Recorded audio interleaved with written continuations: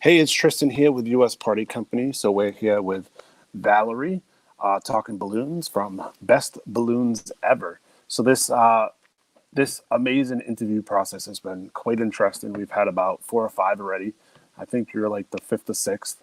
Um, so tell us about what you do. Are you decorated twister, deco twister, or as they say in some world, a quacker? I'm not sure what a quacker is, but It's a I guess you deco could. it's a decorator and a twister. They call them Okay, well, I quackers. guess I'm a quacker then. So that's my new terminology for it. But I would consider myself a deco twister. I do a lot of decor. Not as much twisting. I've done some line work and stuff like that, but excuse me, I like to add the twisting more to my decor. So to me, it just elevates it. So I guess you could consider me as a deco twister or a quacker. Now, how long have you been in the industry? So I've always been a creative, probably like most of us. But I started off doing events, and about 6 years ago, I was like, "Oh my gosh, there's this whole world of balloons out there that nobody knows about." So in my area, anyway, I found that there was a whole world out there that a lot of people knew about, just not me, but not in Columbus, Georgia. So I've had my business for about 6 years doing balloons, and I kind of stepped out, on faith full time 2 years ago. Oh, wow. Congratulations. Thank you, thank you. So tell us about your journey in balloons. I mean, 6 years in balloons, you saw a lot of transformations even in that short amount of time. Take us through your thoughts on balloons in general, where balloons are today, and where they've come from and evolved. Okay, well, from what I can tell, the short amount of time that I've been in the industry, balloons to me just add a whole different life, a whole different element to any gathering, any party, any event, anything. Even just a hallway, just it just adds. You can transform a space with balloons. So that's personally the reason I love it. Also, unlike the event industry, like when I was doing that, I had so many props, so many everything. I can build stuff with balloons that nobody has never seen before, all of them all day long, and then pop it and it stores down. I don't need tons of storage space for it. Um, but I've seen just in my town, honestly, and probably in Georgia, that balloons have they're more trendy now. Before nobody would consider doing balloons at a wedding or anything like that. It's just like, oh my gosh, no. And now it's, kind of the thing, organics. And I do think a lot of the organics have allowed newer people to actually do balloons and look really good, and kind of curve into that market. So I see the trend in organics. I see the wedding decor, turning towards some of the balloons. You still have the high end, stuff, but even like bridal suites and that kind of stuff. So I'm very excited to see where it's going. I know again in Columbus, Georgia, we've probably since I've been in the industry, there was only like one or two people that I knew of in my area, and now I know of at least probably 10 or 12 and serious balloon artists, and then others that just kind of do it as hobbyists. Um, so I see a lot more demand. I see a lot more, learning. I see a lot more people wanting the balloons and different avenues. And I'm here for it. I love it all. So let me ask you, when was your first balloon convention? Or have you been to a balloon convention? I have. I've been to several. I am a serial balloon convention, balloon training person. I love to learn and I love to teach. So my first one, and I'm trying to think. Well, let me start. Let me start. Say, the first year that I said, you know what, we're Best Balloons Ever. That's my name. We're going the balloon route. I love this. I want everything balloons. Um, Leave the events, where they are. I want to do balloons. I want to show up for the event planners and provide balloons for them. And then I created my name and whatnot with my company. But I decided that year, for the next year, I was literally investing every penny into training, conventions, classes, online classes, that kind of stuff. So the first place I went was Balloon Training Institute, actually, with Ben and Billy in Tennessee. So I did that. Then I went right into Balloon University because it was like 2 months later. So I went to Balloon University. I guess that would be considered my first convention, Balloon University. Then I've been to ballooning and cruising. I've been to float. I've literally, I think I've been to like a lot of them. But the first year is every training opportunity I could get, as much knowledge as I could soak up, because I knew this is what I wanted to do. I fell in love with it. I literally tried to take advantage of everything that I could. And just luckily I was working full time and I had a really decent job. So I was able to basically put everything that I made from balloons into my training, into my equipment, into my education. So I wasn't trying to live off the income, if you will. I was just building my business with it. So it worked out really well. So, what type of clients do you normally have? Are you more corporate, private parties? I have both. I listened to podcasts early on, when I was like I said, trying to soak up all this knowledge and learning about the balloon industry, and it was just amazing. And some of the podcasts that I would listen to, again, not knowing much about the industry and all the names that I know now, but I ran across Zivy Kivi's his podcast, and so I would listen to them every day when I went to work or whatnot. And so I started, just following those and saying, okay, this is what I need to do next. This is what I need to do next. And I'll be honest with you, I forgot what your question was. Oh, I just got rambling. basically, sorry, I lost my train of thought as well. I'm just trying to share a stream, actually. Sorry about that. But It's anyway, okay. oh, I lost my train of thought. It's kind of crazy. But no, yeah, no, sorry. So tell us a little bit about what it was like to go to your first convention or your first class, because sometimes it's overwhelming for some people. Tell us like what people can expect when they go to a balloon convention, and what would you do different knowing what you know now? Okay, great question. So now I'm very outgoing. I have a big personality. At my corporate job, I was a leader of like 600 people. So I'm not a shy one. And so funny thing is, and I have to tell this little story, and she'll probably watch this, but usually like my husband, because normally what we would do, we would make vacations for the family out of these balloon conventions or classes, and I would go to class or the convention, and my husband and daughter would go vacationing. And so we did that for like the first couple of years. We still do it. But so he wasn't with me because he's like my buddy or whatnot. He had my daughter, so he wasn't with me. But I was at Balloon University. There was all these people, of course. There's tons of people at Balloon University. Awesome group. Love Burton and Burton. Little shout out. But there's all these people. So I sat down at this table with this one person, and I was like, "Hey, my name's Valorie. I'm from Columbus, Georgia." And the person that I sat with, lo and behold, out of all these people, was from my same area. I never knew her, never, and her name is Kim Adams, and she has a beautiful balloon company as well here in Columbus, and she is just the sweetest and the most amazing person. But I told her not too long ago, I said that was like divine intervention that her and I met, because out of all these people, that's who I sat down with. And she was like, "Oh my gosh, I'm from Columbus," And so one, be open. The advice I would give you: be open to meeting people, learning all you can, soaking up all the knowledge, and even the small nuggets of information that you don't think that some people are expecting something like super grand, which it is. But some of the best information I've gotten is like the small nuggets. So I'm like, oh man, that just makes sense. I didn't even think about it like that.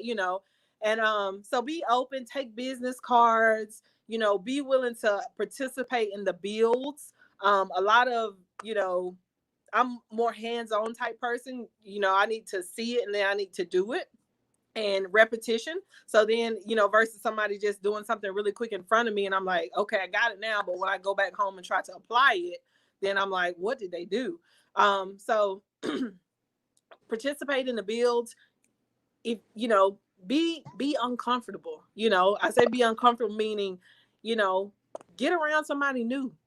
Hang around somebody you wouldn't normally associate with, or somebody from a different country, somebody of a different ethnicity. Just learn people and see what they have to offer. And that's the greatest thing that I do now, because it's offered me so much, so many friends, people that I would have never, thought that, wow, this is amazing. So they do the same thing I do around the country, around the world.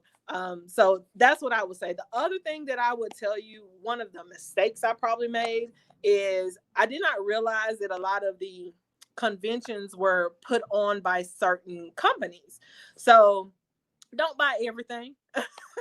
In the beginning stages, I bought so much equipment that I never used, or used very little, and wasted so much money. So I would tell you, kind of do your research first. Not saying don't try new products, not saying that at all, because I love new products, but spend your dollars wisely, because it is a business for everybody, and everybody has a product that they're pushing. So I would just say, caution yourself. That's the only thing that, kind of where I went wrong. I bought a ton. I spent so much money on equipment that I did not need, but it's a valid point. People buy equipment like there's no tomorrow. Like they need it all. Let's face yeah, it. Sometimes there's stuff you don't need. There's stuff you do need, and I think sometimes we get carried away. Let's be honest. We that's want to have true. everything we want for our business, and we should have everything we want for our business, but within reason. It kind of brings up a very good point in regards to, especially with what's going on now, and people saying, "Oh, I think East is canceled." I wouldn't say East is canceled. East is going to be celebrated regardless. But do you buy that, that stuffing machine that's going to make it easier for you? Yeah, you could make one. Yeah, you could use other stuff that's, under $100 or a little under 120. But the reality is, do you want to do all that extra work? And you really have to benefit that out to you as a person, if that's what you want to do. I see some people for Easter. I mean, they have like plans for 200 stuffed balloons with bunnies. If you're doing 200, I mean, there should be no problem that the equipment isn't paid for. That's So right. yeah, be careful, what you buy, and make sure that you get to try it out and see what it's like before you even purchase it, because you may find out later on you don't need it. I mean, with everything out there, I mean, obviously there's kind of a lot of things that do the same thing, but sometimes as we're new, we don't know much better. That's right. So tell us what your biggest challenge in the balloon industry is today, besides obviously what's current. Well, besides the current situation, my biggest challenge, that is a great question. I wasn't prepared for that one, but I would probably say getting, which I always find is a challenge, is lots of people in my city and Georgia and whatnot that know about me and Best Balloons Ever. But every day there's tons of people that are like, "That's what you do," or they see my van going down the road, and they'll call me, and it's like, "So you're a balloon company?" So I would say raising the awareness of what I do and the services that I provide. Um, which to me, I'm gonna say six of one, half dozen of the other, because I do like to grow organically to a certain point. Because if you grow too fast, it's hard to keep up quality and all that kind of stuff. In the beginning, I wanted all those big corporate accounts that I have a lot of now that have canceled on me. But now I see that I wasn't ready. Then it came when I was ready. So that's a good thing, because if I would have done it when I thought I wanted it, I probably wouldn't have kept them, honestly. So I would say raising awareness. I recently moved to one of the busier roads in where I live. So my sign is big bold, Best Balloons Ever. I went with the cutesy sign at first at my other location, and I told my husband, I said, I can't read what's on the sign, and I made the sign, let alone people driving down the road.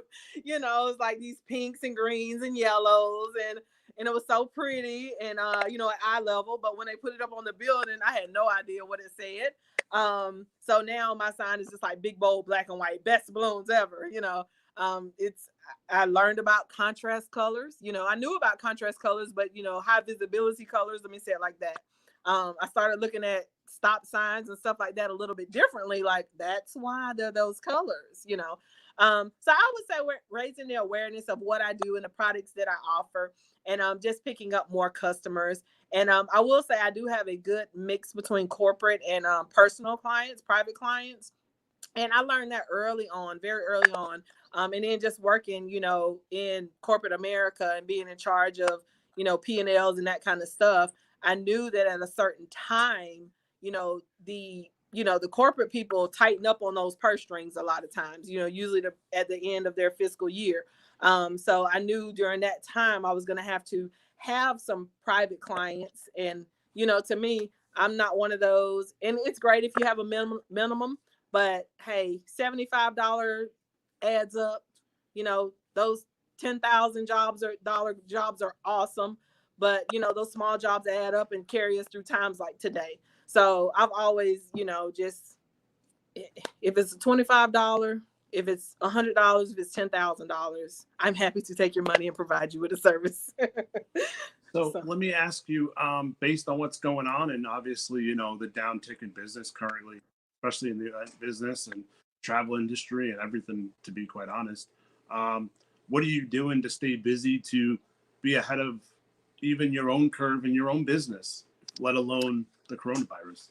Yeah. Well, I will be honest with you. This week, I just took a break. I said, you know what? My daughter's out of school. She's only 7. So we just hung out. We worked on our schoolwork. So I really just took a break this week. We had 5 jobs lined up for this weekend. All of them have postponed. Thank goodness. None of my jobs have canceled. All of them has postponed. So I'm really excited about that. And 4 of them postponed, and we have 1 for Sunday. So we will do that. The other thing, I do have a balloon shop, so like a commercial location. So we will get in here and kind of organize some stuff. I love Steve Jones, how he did the display. So I was thinking about doing something like that. It's pretty cool because there's probably at least, I don't know, 75,000 cars that go up and down this road that I sit on every day. So using that more as a platform that, quite honestly, I haven't done as much as I said I was going to do early on when I moved to this location because I was so busy. So I was blessed with, having a lot of work. So I didn't really have to just go out and drum up as much work.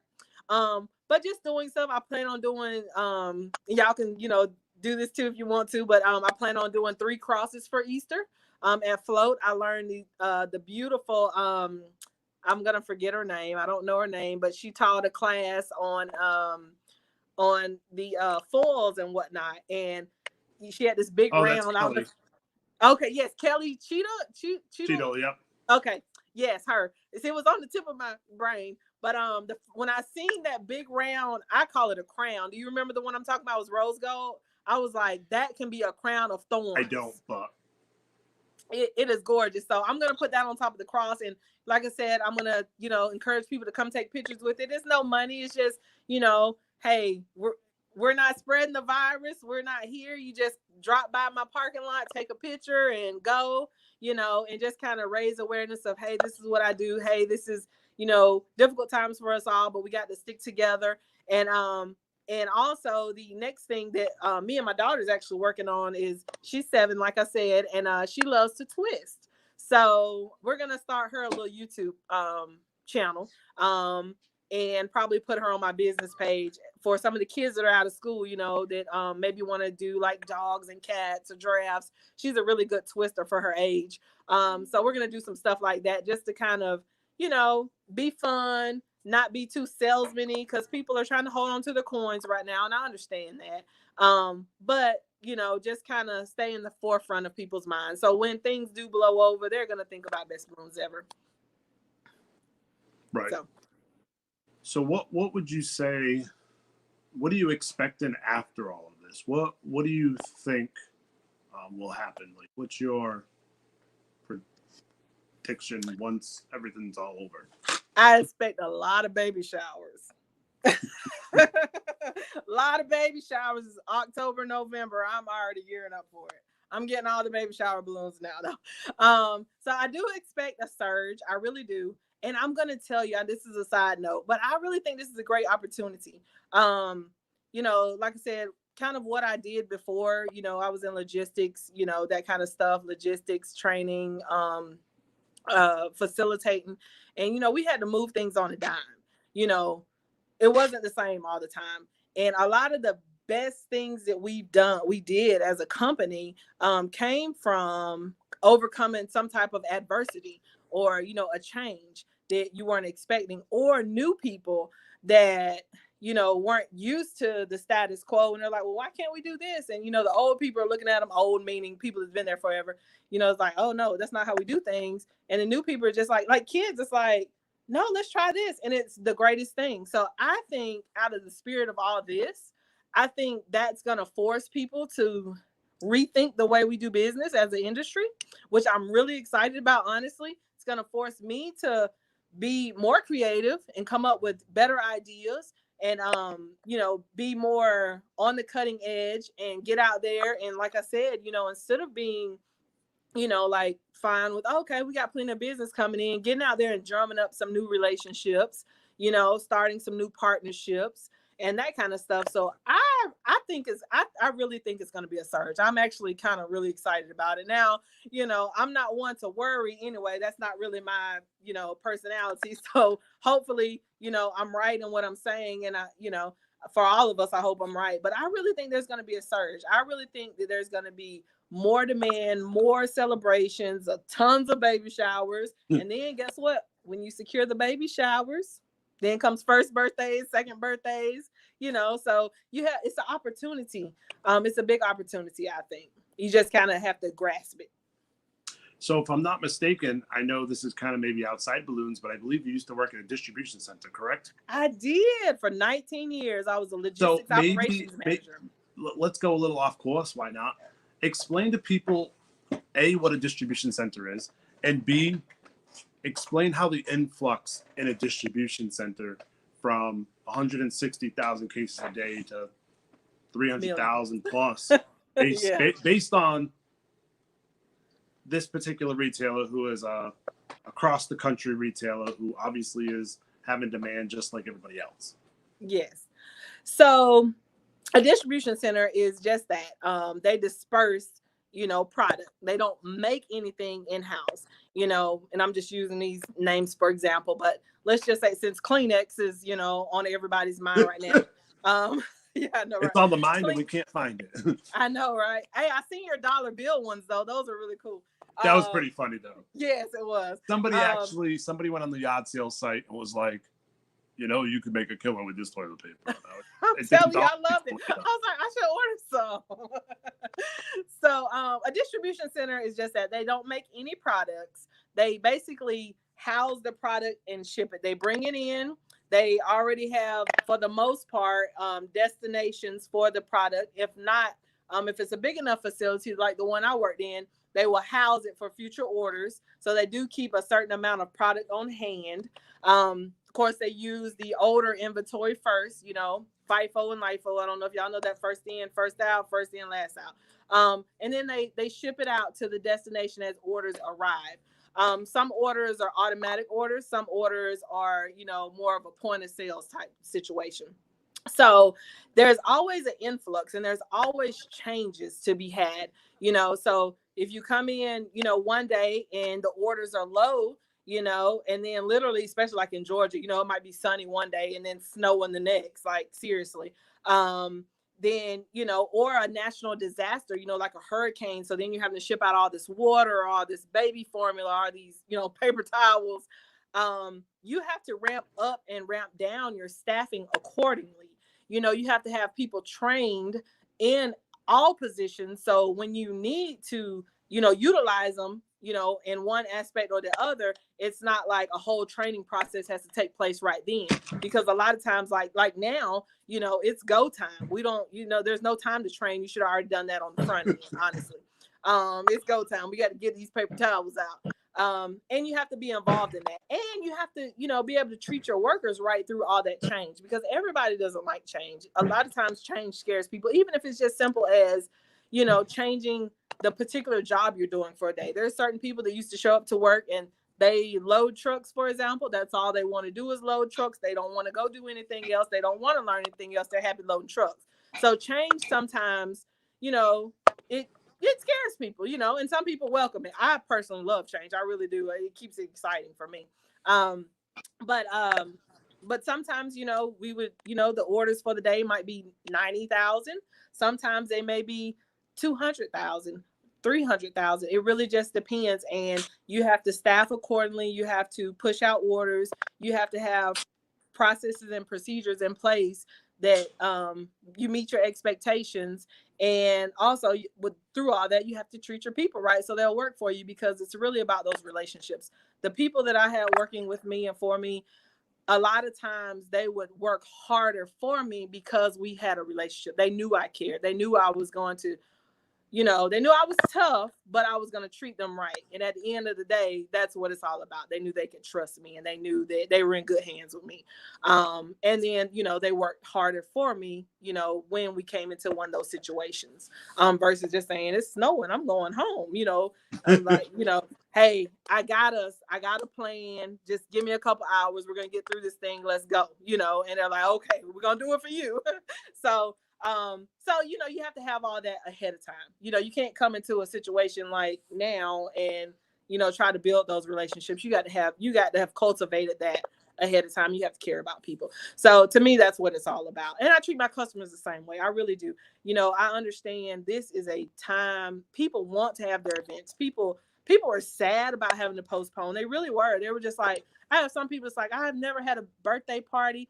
This is going to be, you know, my wedding, you know, my bridal shower. I've never had a birthday party. And they were just so sad about, you know, canceling, or not canceling, but postponing, or the thought that they weren't going to get to have it, you know. So it's a lot on them too. So, you know, being a calm voice of reason, not thinking about, oh, they're asking for money back or anything like that, but being able to work it out together. And I think that's really important. And that's going to save those relationships. And that's what you're looking for. You want those long-term relationships where they are, you know, referring your company, speak highly of your company, want to use your company, want to see your company do just as well, you know, as you do. So that's my 2 cents on that. So to follow up on that real quick, do you feel good to be in balloons and not be probably stressed out, to be quite honest? I mean, let's face it. I saw a post, I don't know, a week and a half ago, and it was basically written out very thoroughly. It was a picture of pallets on the floor and saying how much the influx was from 160 to 300K in case count. I mean, that's a big load.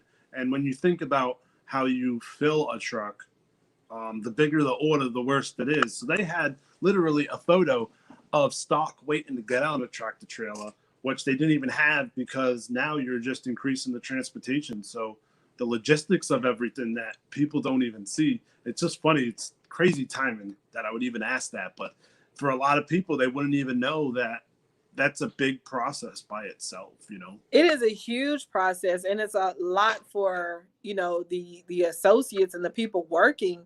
And yes, absolutely. I mean, I will say the one thing about the company I used to work for, they're always very money conscious. So, you know, I see companies shipping half empty trailers all the time. Like, our little motto was, there is a case for every space. So they've always stacked them high and tight, and you know, and try not to overweight them, because, you know, you would get fines from the DOT if you overweight your trailers. But there's a case for every space, and being able to maximize and utilize that, every single piece of space, you know, no air in the truck. But it's hot, it's hard work. You know, if you think about the things, if you go into a Walmart or Target or Walgreens or wherever, if you think about all that stuff in cases, it's heavy, you know, and people are in time of uncertainty. So they're here working, providing a service that everybody needs. And, you know, just like me, thank goodness I'm in balloons now. I can take off with my daughter. When they said she was out of school for 3 weeks, I was like, oh, no problem. She'll just, you know, the only time I don't take her with me a lot of times, quite honestly, if it's like a corporate event or something like that, Yeah. you know, where it's a little more, I got to put on my good shirt and, you know, hello, how are you doing? So, you know, I don't take my 7-year-old in, but But just thank goodness and that I am in the position that I am in and transition out, because if I would have been in that world, I would have probably been working, I can only imagine, probably 6 or 7, probably at least 6 days a week, because of what's going on.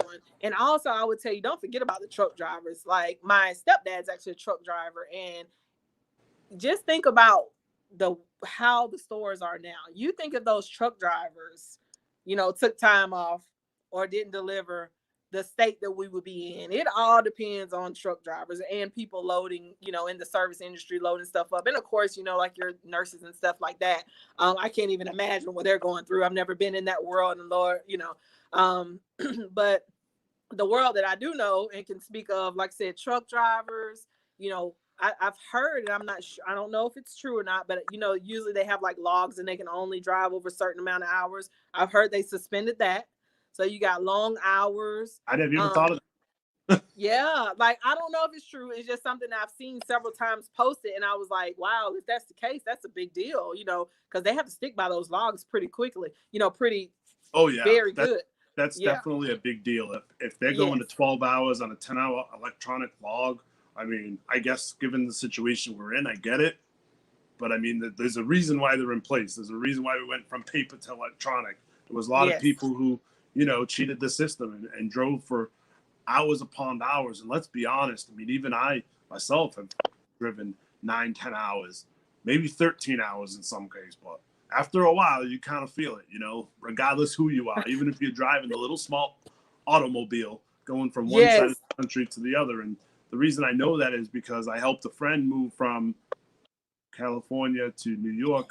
And obviously, I had to make the trip twice because something didn't happen. And I actually had to drive somebody's Lexus too many miles because I couldn't get a trailer to Chicago. I mean, it was a disaster. But I mean, things happen. But even in the smallest car, it's something to think about. It's crazy. Nobody wants to be driving forever and ever and ever. Driving forever. First of all, I get sleepy driving 30 minutes down the road. I would not make a good truck driver, and I get lost really easy. So I would make a good truck driver, but also just being away from your family, like just being gone that much. Over the road guys, oh my goodness, I couldn't imagine, and again, if they don't have that support system at home, if there's, hey, your kids are out of school, for 3 weeks, what are you going to do? Because some companies will allow them to ride, but some companies have like a cap, like only one child or something like that. And some won't allow them to do it at all because of safety reasons or whatever. But yes, like I am so excited. One, I'm excited. I really do. I love the balloon industry. I love all the people I've met. I love the things I've learned. I love what it has been able to provide for my life. And honestly, I love when people say, so you do balloons? I'm like, yes. And you make a living out of it? Yes. And a good one, like, let me tell you about it. So I just love that, people are still learning about the balloon industry, but a lot of people don't realize, how well it can sustain you and what great of a business you can build. And mine is still in the process, but I made really good money where I was, and I've, passed that, which is great. That was my first goal, if you will. And being able to step out and do this full time. And so I've done that.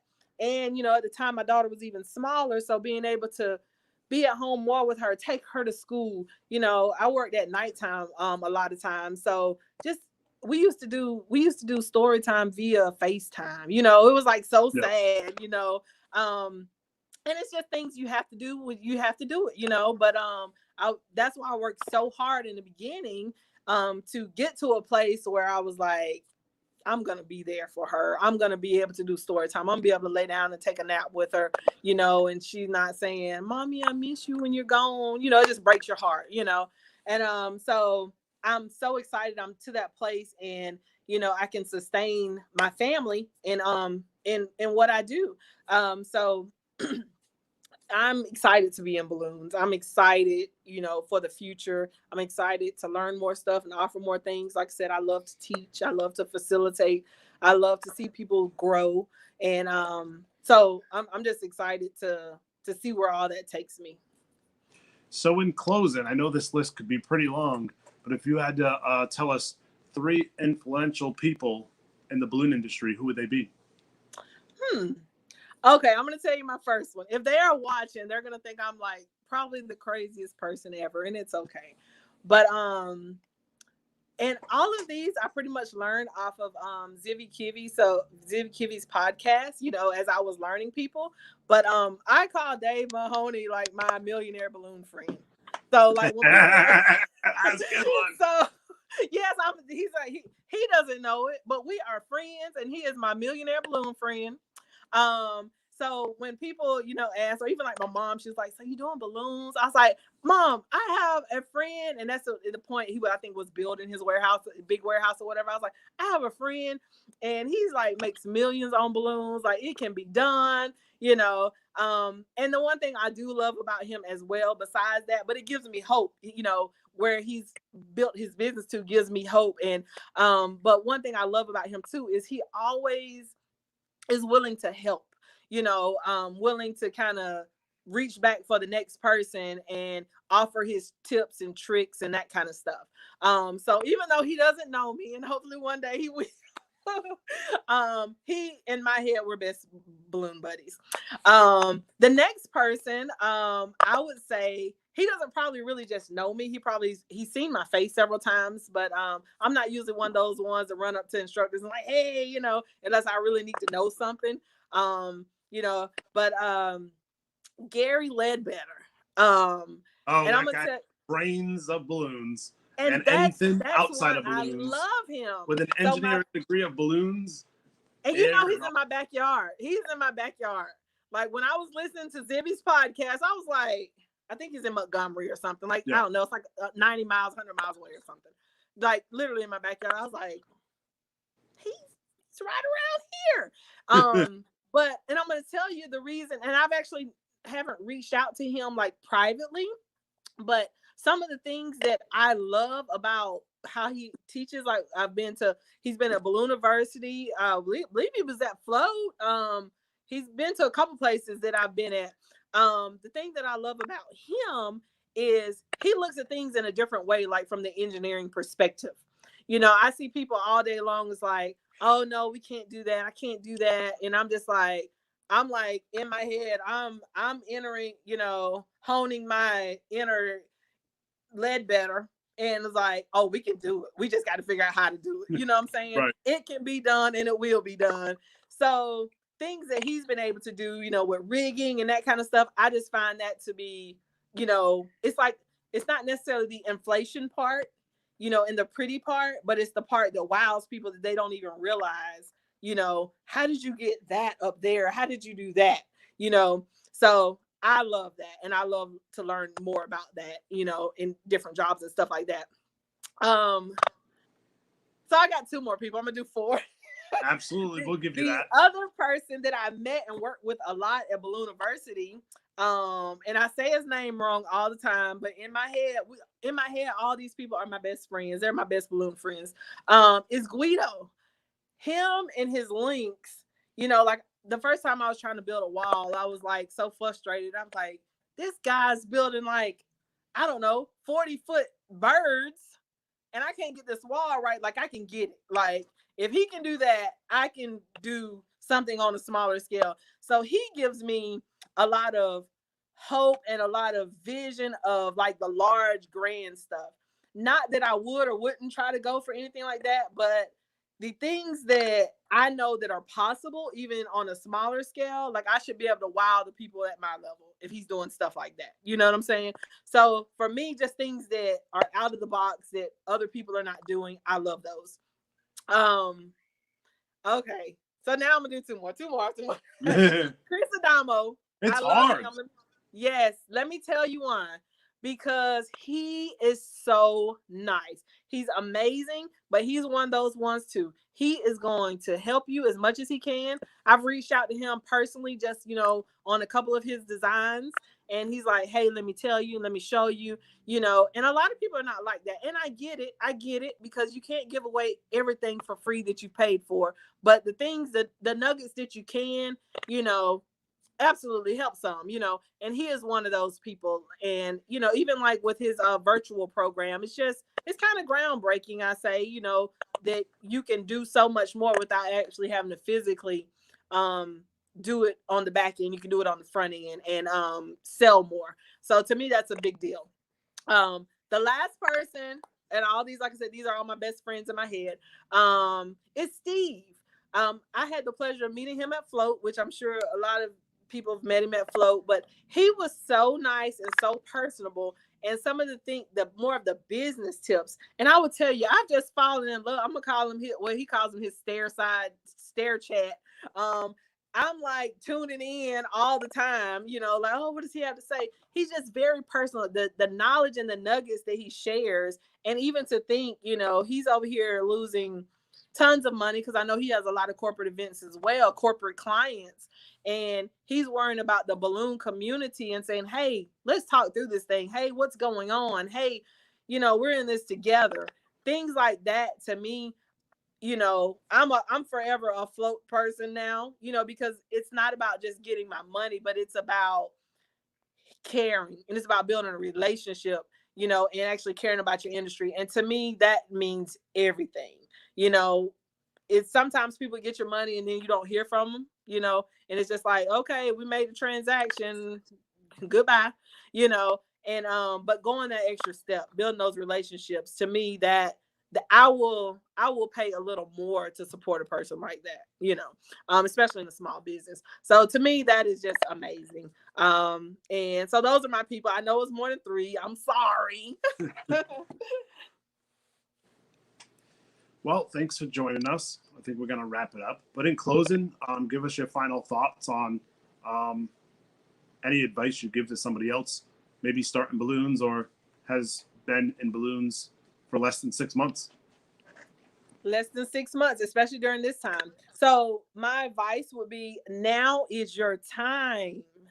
Now is your time. Look at it as an opportunity of what we're going through. Work on building a portfolio, taking some pictures. Some of the things, just like in any industry, some people, unfortunately, will not change with the times. You can come in with a new mindset, new vision, and new ideas, and take over. Like, now is your time. And to the older people, I would tell you the same thing. Don't be scared, don't be afraid to change with the times. People that don't change with the times are kind of like Kmart, Sears, those kind of people. And not to call anybody out, but it just is what it is. So stay relevant, practice, be, if it's working on your website, be ready when this thing blows over, because it will. All things do. The only thing that ain't blowing over is the rapture. And hopefully this is not it. But be ready to launch and go for the sky. The other thing I would tell a new person, because this is one thing that I think everybody goes through being new, is do not do freebies. You pick what you want to do. I always tell people, I have a discount that I give family and friends. My discount is 20%. So if it's $1,000 job, you getting 20% off. That is it. I don't work for free. And but people will do that to you, especially when you're new. Oh, the what is it they call the exposure? That's the word they use. The exposure, this kind of stuff. Set you a percentage and you stick with that, and you learn everything you can, and you prepare. Luck is when preparation meets opportunity. There's no lucky people. Preparation meets opportunity. So this is your time to prepare. The opportunity is when this breaks and everybody's celebrating, and we got baby showers around the world in October and November. So be prepared. Um, and stick with it. I'm gonna tell you, I stick with it. I built my business because I worked at nighttime. Remember I told you guys, and for 4 years I worked weekend nights a lot of times. So I would do balloons during the day, go work a 12-hour shift, drive 45 minutes home, maybe sleep or not sleep, because if I had balloons on Sunday, guess what? I didn't sleep, but I had a goal. I knew it wasn't for the long term. I knew I was doing it for the short term, and I knew my reason why. My why is for my family. And you can definitely make a living. You can make a very good living off of it. So that's my advice. And if anybody would like to reach out to me, I'm always available to help, learn. People ask me all the time, when do you sleep? I don't, because I sleep, eat, and breathe balloons. So I love the industry. I'm very hungry. I like to help other people. So by all means, if you need anything or if I can help you in any way, just reach out to me via messenger, or there's my business phone number right there. Thank you so much for this Nope. opportunity, Tristan. So we're talking with Valorie from Best Balloons Ever. Thanks for joining us today and taking time out of your busy day, I'm sure. Um, but hopefully it will just end pretty soon and we'll all be on a better place. That's right. Thank you. You're welcome.